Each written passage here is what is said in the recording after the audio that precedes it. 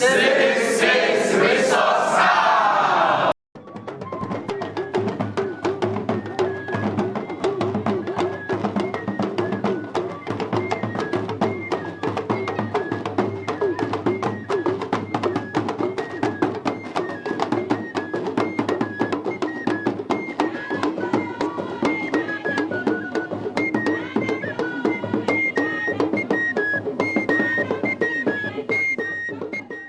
Mainly to strengthen the capacity of civil society organizations in West Africa, especially in 3 countries: Ghana, Nigeria, and Senegal.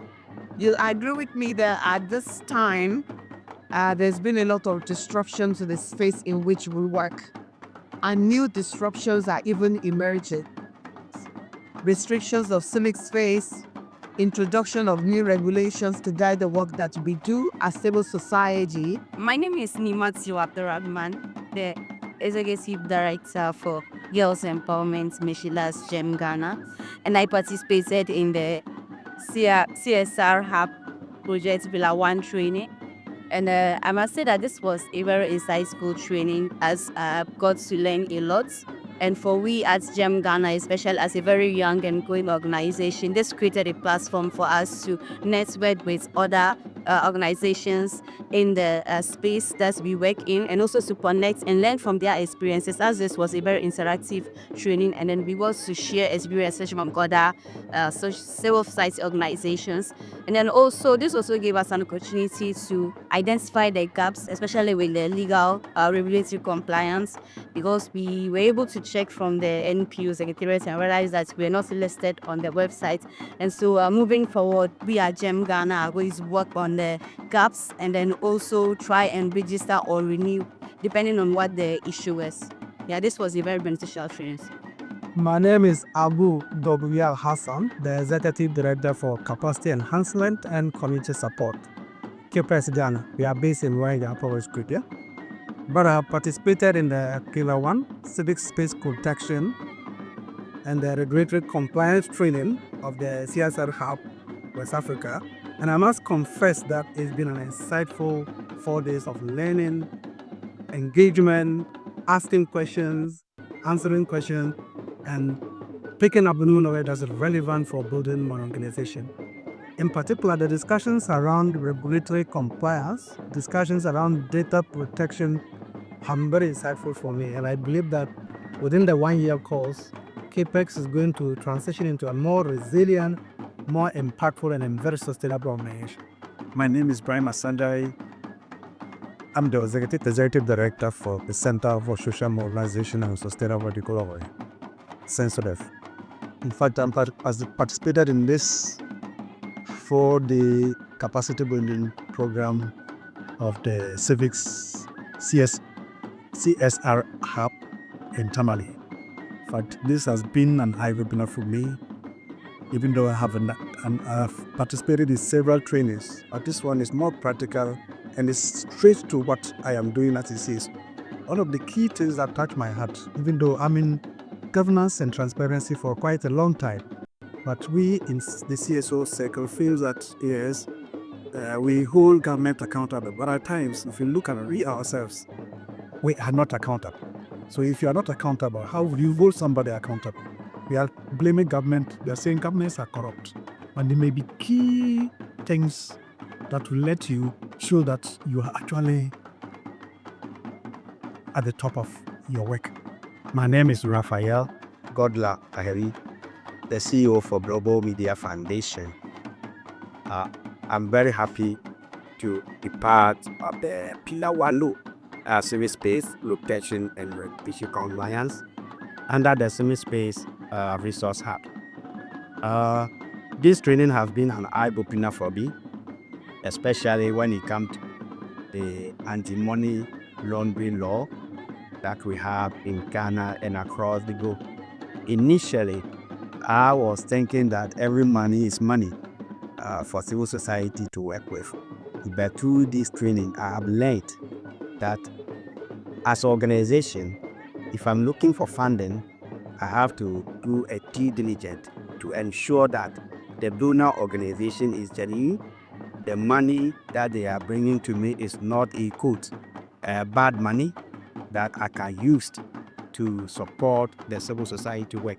And again, I have noticed that if I fail to report these organizations to necessary authorities, the law would ensure that I can either be in prison or fined.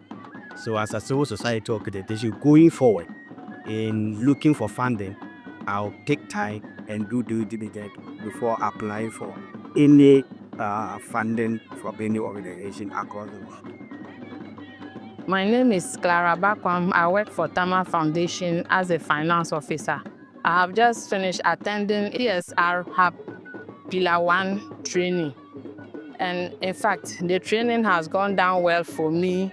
I have learned a lot of things in respect of compliance and regulatory systems, something that I can use to improve upon Tamale Foundation.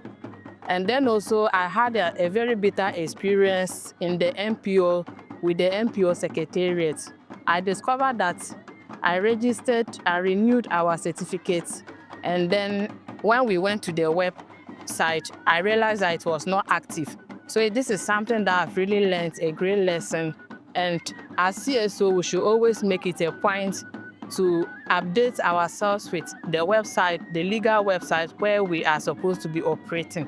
I've really benefited a lot. And Okay, another essential component of the training that is a key takeaway for me is the bit about the open government partnership, because it is through this that we learn that there's actually an intergovernmental body that we can actually use to influence public policies, and also serve as a body where we can regulate government policies and also check the accountability and transparency of government policies. And so this is another important key takeaway from the training. So in particular, if you look at the discussions around compliance, there were a lot of things that as an organizational leader I didn't quite know very well about. One of them has to do with the need to file our license renewal documentation 3 months ahead of them expiring. Before now, what I've always known is that you need to do so 1 month ahead of expiry, such that within the 1 month period, the processing can be done for you to get with the EY before the expiry. But the discussion have revealed that yes, to be licensed also you need to submit your documentation 3 months ahead of expiry, and that for me has to buy from getting. Around data protection, I never even knew that as an NGO you needed to register with the Data Protection Commission. And so today's discussion around data protection has been very insightful. And for here, I'm going to position my organization to be more compliant, especially when it comes to matters of data protection. So in fact, this training has actually, especially the regulatory compliance, I took a lot of things for granted. For instance, if you look at the NPO registration that they keep talking about, I was not actually moved to actually get myself involved into it. But this training has made me to know that it is very, very important if you want to get assistance from somebody to help you do your work, then you need to be at least compliant, because we work under laws every country, in every space, even within families, we work with laws. So if you're not compliant, then how are you going to effectively discharge your duties effectively?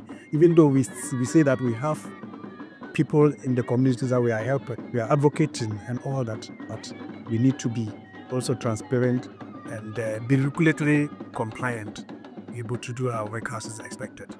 Thank you very much. one key lesson I've also learned that was lacking in my organization is data protection policy and privacy policy, which is very key to every organization. So when I get back to Tamale, we are going to develop those policies, and then moving forward, we will be a better organization as a CSO. The last 4 days has shown us the importance of going through what civic space actually means to civil society with these issues, especially when we look at the prevailing situation that we have around us today, relating also to the enabling environment of civil society issues. We've had very interesting 4 days where participants themselves were able to understand, but also more importantly, share their experience of how civic spaces affected in Ghana. and also how their operations helps to benefit the common man. I do hope that they take away all of the lessons. I use many of those lessons to retool their governance systems and also ensure their regulatory compliance. But more importantly, they advocate together along with other civil society organizations in deepening our civil society engagement with government, but opening civic space as we need it across Africa.